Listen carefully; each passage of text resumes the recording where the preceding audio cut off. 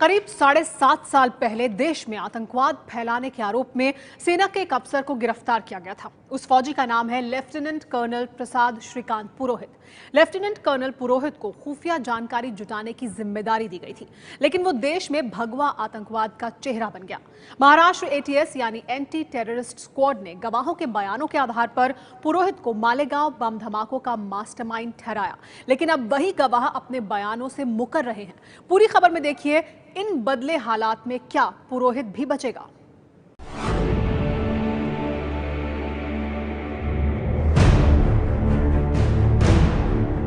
रात करीब 9:30 बजे मालेगांव के अंजुमन चौक के पास जबरदस्त धमाका हुआ।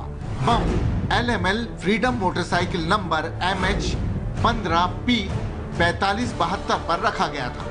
रमजान के महीने में हुए इस धमाके में 6 लोगों की मौत और 101 लोग घायल हो गए थे। इस केस की जांच कर रही महाराष्ट्र एटीएस मोटरसाइकिल के मालिक को ट्रेस करते हुए सबसे पहले साध्वी प्रज्ञा सिंह तक पहुंची थी।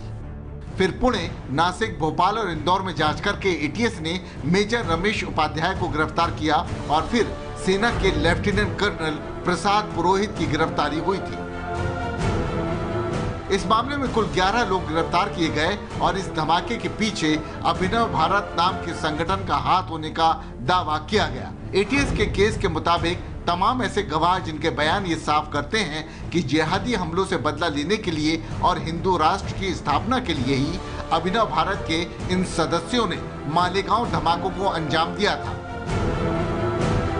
लेकिन इस वारदात के 7.5 साल बाद अब इनमें से कुछ गवाह अपने बयान से पलट गए हैं। ये गवाह एटीएस पर जबरदस्ती झूठ बुलवाने का आरोप लगा रहे हैं। वहीं सुप्रीम कोर्ट ने इस मामले में आरोपियों पर मकोका लगाने पर भी सवाल उठाए हैं। ऐसे में अब नेशनल इन्वेस्टिगेटिव एजेंसी यानी NIA के लिए अदालत में कर्नल पुरोहित और दूसरे आरोपियों पर आरोप साबित करना आसान नहीं होगा। प्रसाद पुरोहित जी का किसी भी अतिरेकी संगठन से या किसी बम धमाके से कोई संबंध नहीं है। केवल एक राष्ट्रभक्त और वो एक डिसिप्लिन अधिकारी रहे। उन्होंने अपना काम चौक किया है, परंतु परिस्थितियों का गलत फायदा उठाकर अपना 2009 के इलेक्शन पे नजर रखते हुए उन्होंने सेफरन टेरर का जो उनको थैली बनानी थी, उसके लिए उन्होंने अलग लोगों को झूठा फंसाया है। 5 नवंबर 2008 वो दिन था जब देश में पहली बार सेना के एक अधिकारी लेफ्टिनेंट कर्नल प्रसाद श्रीकांत पुरोहित को आतंकवादी होने के आरोप में गिरफ्तार किया गया। इस गिरफ्तारी ने देश के सबसे ताकतवर और धर्मनिरपेक्ष भारतीय सेना को हिला के रख दिया था। लेकिन मालेगांव ब्लास्ट मामले में आरोपी पुरोहित के आरोपों को साबित करना अब नेशनल इन्वेस्टिगेटिंग एजेंसी यानी NIA के लिए आसान नहीं होगा। क्यों? देखिए गणेश ठाकुर की ये खास report. Lieutenant colonel Shrikant Prasad Purohit का जन्म पुणे के एक मध्यम वर्गीय मराठी ब्राह्मण परिवार में हुआ था। पुरोहित ने पुणे के अभिनव विद्यालय स्कूल में पढ़ाई की और फिर पुणे के ही गरवारे कॉलेज में आगे की शिक्षा भी हासिल की। साल 1994 में चेन्नई के ऑफिसर ट्रेनिंग अकादमी से पास आउट होने के बाद पुरोहित को मराठा लाइट इन्फेंट्री में कमीशन किया गया था। 1994 में OTA से पास आउट होने के बाद लेफ्टिनेंट कर्नल प्रसाद पुरोहित को आर्मी में कमीशन किया गया। पुरोहित की पहली पोस्टिंग नागालैंड थी। नागालैंड में एक ऑपरेशन के दौरान पुरोहित के पैर में चोट लग गई। वहां पर 3 साल काम करने के बाद पुरोहित को राजस्थान भेजा गया और राजस्थान से फिर साल 1999 में कश्मीर में नागालैंड में लगी चोट ने वापस दिक्कत दी, तो वहां पर पुरोहित के पैर की सर्जरी की गई। सर्जरी के बाद डॉक्टरों ने पुरोहित को एक्टिव फील्ड ऑपरेशन से दूर रहने को कहा, जिसके बाद पुरोहित ने मिलिट्री इंटेलिजेंस ज्वाइन कर लिया। पुरोहित के परिवार का दावा है कि मिलिट्री इंटेलिजेंस में रहते हुए पुरोहित ने ISI और सिमी के बड़े नेटवर्क में इन्फिल्ट्रेट किया था, नेटवर्क की सारी जानकारी ली थी, जिससे भारतीय सेना को काफी मदद मिली थी और कई सारे आतंकी ऑपरेशंस को रोका गया था।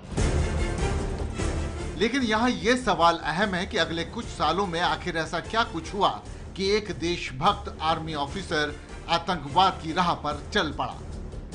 महाराष्ट्र एटीएस का दावा है कि पुरोहित ही मालेगांव बम धमाकों का मुख्य आरोपी है, जिसने धमाकों में इस्तेमाल RDX के साथ साथ धमाकों के लिए पैसा भी मुहैया करवाया था।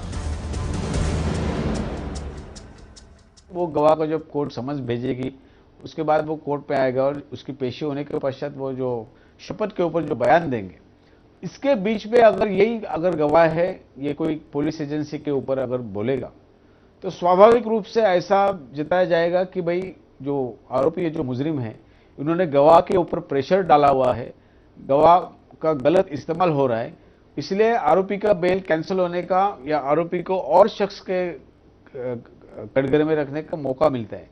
इसलिए उन्होंने जो खामोशी जो रखी हुई थी वो काफी स्वाभाविक है। और अभी जब वो विटनेस बॉक्स में आएंगे उसके बाद ही उनको मौका मिलेगा कि जिस ढंग से उनके बयान लिए हुए हैं वो सही थे या गलत थे, अगर गलत है तो कितने तौर पे गलत है और कैसे ढंग से तरीके से वो गलत है।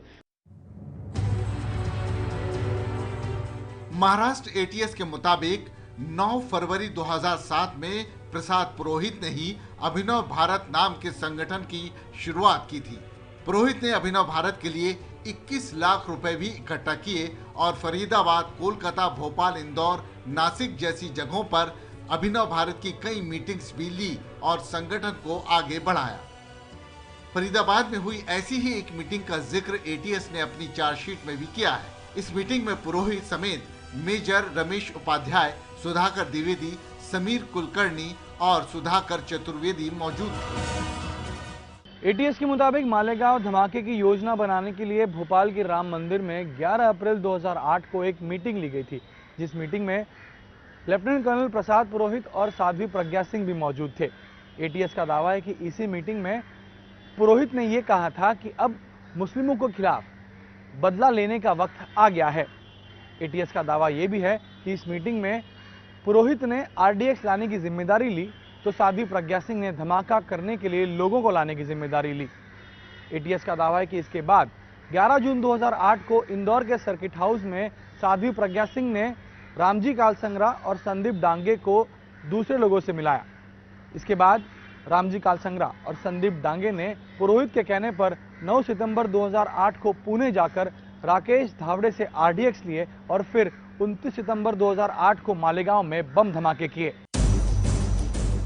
एटीएस ने पुरोहित के बदला लेने के बयान को अदालत में साबित करने के लिए 11 अप्रैल 2008 की भोपाल की मीटिंग में मौजूद कुछ सदस्यों के बयान सामने रखे। उनमें से मुख्य गवाह है यशपाल भंडाना, जिसने एटीएस को साल 2008 में बयान दिया था।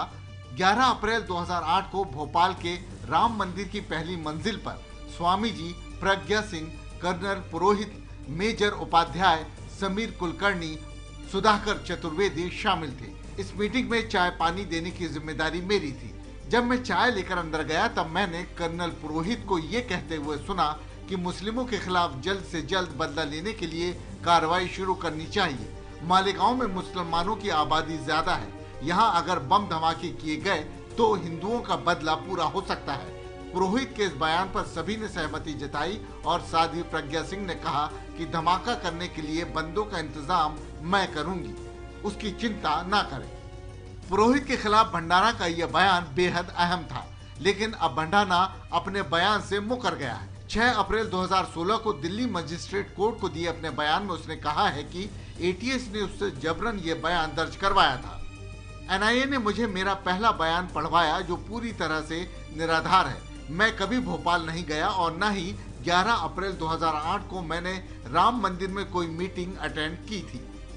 ठीक इसी तरह अपोलो हॉस्पिटल के डॉक्टर आरपी सिंह ने एटीएस को पुरोहित के बयान और मालेगांव धमाकों की योजना के बारे में बताया था, लेकिन अब डॉक्टर आरपी सिंह ने दिल्ली मजिस्ट्रेट कोर्ट में बयान दिया है कि फरीदाबाद और भोपाल की मीटिंग में मेरे सामने किसी ने भी बम फोड़ने, किसी को मारने या दंगा करने की कोई बात नहीं की थी। बम फोड़ने वाली बात मैंने इससे पहले कभी किसी स्टेटमेंट में नहीं की थी। यशपाल भंडारा और डॉक्टर आरपी सिंह के इस ताजा बयान ने एक बार फिर एटीएस की जांच पर ही सवालिया निशान खड़ा कर दिया है। कर्नल पुरोहित के वकीलों और उनके परिवार का कहना है कि पुरोहित को इस मामले में फंसाया गया है। सेना की इंटेलिजेंस विंग का अधिकारी होते हुए पुरोहित ने अपने वरिष्ठ अधिकारियों के आदेश पर ही अभिनव भारत संगठन में घुसपैठ की थी ताकि उनकी हर गतिविधि की जानकारी सेना को मिल सके। कर्नल पुरोहित ने आर्मी से रिकॉर्ड पूछे थे और वो रिकॉर्ड उनको नहीं दिए गए, एंटनी ने दिए नहीं। आज पर्रिकर ने वो रिकॉर्ड दिए हैं। पर्रिकर ने कोई अपने पॉकेट से, अपने टेबल से नहीं निकाल के दिए। उन्होंने खाली आदेश दिया कि आर्मी के हेडक्वार्टर से रिकॉर्ड दिया जाए अब सुधाकर चतुर्वेदी का जो रिकॉर्ड है वो आया है कि सुधाकर चतुर्वेदी आर्मी के पेरोल पे था, आर्मी का इन्फॉर्मर था, उसके आइडेंटिटी कार्ड की कॉपियां वहां पर उपलब्ध है। इस सुधाकर चतुर्वेदी को जब एटीएस ने उठाया, बेकानून उठाया, उसका किडनैप किया, उसको इंडिया बुल के प्राइस से जगह जगह ले गए, 20 दिन उसको कस्टडी में रखा। उस पीरियड में उसकी ब्रेन मैपिंग हुई। जब अरेस्ट नहीं किया तो ब्रेन मैपिंग कैसे हुई, उसका रिपोर्ट हमें मिला है। और उसी समय एटीएस के अधिकारी बागड़े वगैरह जो उसके रूम पर चले गए और वहां पे वो आरडीएक्स रख रहे थे, आरडीएक्स के कान डाल रहे थे, तब उनको आर्मी के ऑफिसरों ने देखा, उनसे सवाल पूछे और आर्मी के ऑफिसरों ने जो जवाब दिए अपने, वो जवाब आज कोर्ट के सामने है। श्रीकांत पुरोहित के परिवार का भी दावा है कि 2003 से लेकर साल 2008 तक कर्नल पुरोहित ने मिलिट्री इंटेलिजेंस के लिए कई खुफिया ऑपरेशंस को कामयाबी के साथ अंजाम दिया था। साल 2008 में पुरोहित ने अपने नेटवर्क के जरिए नक्सली, माओवादी और आतंकियों के बारे में कई अहम जानकारियां जुटाई थी, जिससे सेना को बड़ी सफलता मिली थी। 2 साल सिमी के एक बड़े नेटवर्क पर खुफिया ऑपरेशन करने के बाद साल 2006 में लेफ्टिनेंट कर्नल पुरोहित ने सिमी के बड़े नेटवर्क को नेस्तनाबूद किया था। पुरोहित ने महाराष्ट्र एटीएस, स्टेट सीआईडी जैसी महत्वपूर्ण जांच एजेंसियों को इंटेलिजेंस नेटवर्क की ट्रेनिंग भी दी थी। पुरोहित के परिवार का यह भी दावा है कि अभिनव भारत संगठन से जुड़ना भी उनके इसी काम का एक हिस्सा था और सेना ने जिस तरह बिना कोर्ट ऑफ इंक्वायरी ऑर्डर किए पुरोहित को सीधे महाराष्ट्र एटीएस के हवाले किया, उससे ये साफ होता है कि उन्हें फंसाया गया है। Yes, all the seniors were very much in like they knew that he was infiltrating all. In fact, his seniors has written about him that he has been infiltrating into various organizations and giving very valuable inputs and complete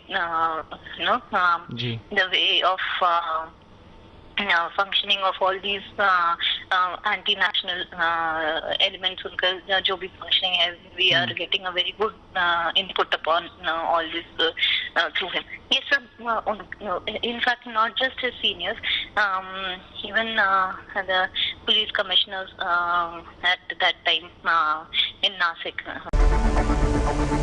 लेकिन इस मामले में तब नया board आया जब विशेष सरकारी वकील रोहिणी सालियान ने आरोप लगाया कि एनआईए अधिकारी सुहास वर्के ने उन्हें इस मामले में धीरे जाने को कहा ताकि इसका फायदा आरोपी उठा सकें। सालियान का कहना है कि एनडीए की सरकार आते ही मालेगांव मामले की जांच कर रहे एनआईए के अधिकारियों ने मामले में आरोपियों के प्रति नरमी बरतने को कहा, जिस पर नाराजगी व्यक्त करते हुए सालियान ने ये केस ही छोड़ दिया। इस मामले की पूर्व सरकारी वकील रोहिणी सालेन ने कैमरे पर बात करने से तो इनकार कर दिया, लेकिन एबीपी न्यूज़ के साथ बात करते समय रोहिणी सालेन ने बताया कि लेफ्टिनेंट कर्नल प्रसाद पुरोहित मालेगांव धमाके के बाद आर्मी की तरफ से जांच करने का बहाना देकर लगातार नासिक पुलिस के संपर्क में रहा, उनके दफ्तर गया और जांच की जानकारी जुटाने की कोशिश करता रहा।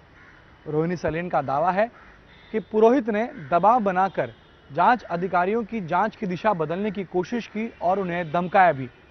रोहिणी के मुताबिक कर्नल पुरोहित मालेगांव धमाके में पूरी तरह से शामिल है।